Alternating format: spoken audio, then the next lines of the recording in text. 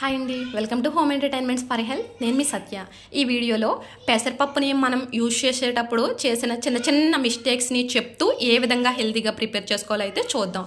So మనం summer అంతా కూడా చాలా కూల్గా హ్యాపీగా వెళ్ళిపోవాలి అంటే ప్రతిరోజు మార్నింగ్ టిఫిన్లో మన డైట్లో మస్ట్గా ఒక్క గ్లాస్ రాగి జావ ఈ కన్సిస్టెన్సీలో ఈ పల్చదనంలో తీసుకున్నట్లయితే మనకి ఆ రోజంతా చాలా హాయిగా గొంతుకులో కాలుతున్నట్టు ఇబ్బంది లేకుండా చల్లగా మన పొట్ట ప్రేవులు కూడా హాయిగా ఉండి బ్లడ్ పట్టి కాల్షియం కూడా బూస్ట్ అవుతుందండి. సో మన రెసిపీ స్టార్ట్ చేసే ముందు మనం ఈరోజు చెప్పుకోబోయేది పెసరపప్పు గురించి. సో పెసరపప్పు ఈజీగా బాయిల్ అయిపోతుందని చెప్పేసి డైరెక్ట్గా ప్రెషర్ కుక్కర్లో పెట్టేస్తారు. కానీ అలా కాదండి. పెసరపప్పుని ఒక 2-3 సార్లు వాష్ చేసుకుని కనీసం ఒక్క అరగంట లేదంటే వీలుంటే ఒక 1 అవర్ అయినా సరే నానబెడితే దాంట్లో ఉన్నటువంటి గ్యాసెస్ అన్నీ రిలీజ్ అయిపోతాయి. సో పెసరపప్పు నానేలోగా ఇది మెంతికూర మన గార్డెన్లోనే మనం వేసుకున్నాము. సో 1 వీక్ అలా చక్కగా మన చేతికి వచ్చేస్తుందండి మెంతికూర.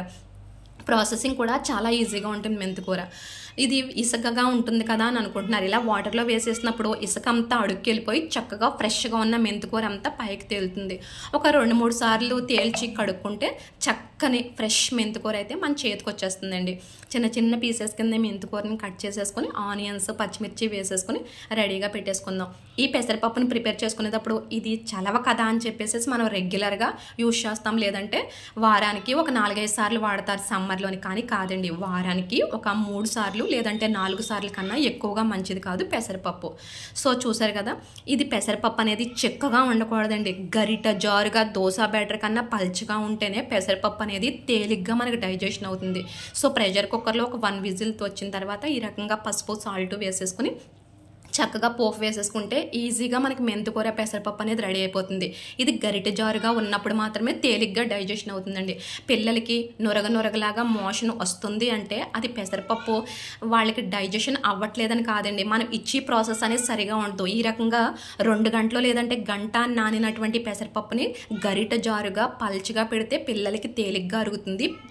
చాలామంది చలవ కదా అని చెప్పి చప్పిడి పెసరపప్పు చారని చేస్తూ ఉంటారు. అది చాలా పలుచగా ఉంటుంది. దాని నుంచి చలవ అయితే చేస్తుంది కానీ ప్రోటీన్స్ అనేది అందో. ఈ విధంగా ఈ కన్సిస్టెన్సీలో కనుక ప్రిపేర్ చేసుకున్నట్లయితే చక్కగా బాడీకి వెళ్ళవలసినటువంటి ప్రోటీన్స్ విటమిన్స్ బాగా అంది బాడీకి బాగా చలవ చేస్తుంది. సో ఈ పెసరపప్పుకు సంబంధించినటువంటి ఇన్ఫర్మేషన్ మన గృహిణులందరికీ లేదంటే పిల్లలకి కానీ యూస్ఫుల్ అవుతే ప్లీజ్ వీడియోని లైక్ చేసి money home entertainment for health channel subscribe చేసుకోండి. Thank you.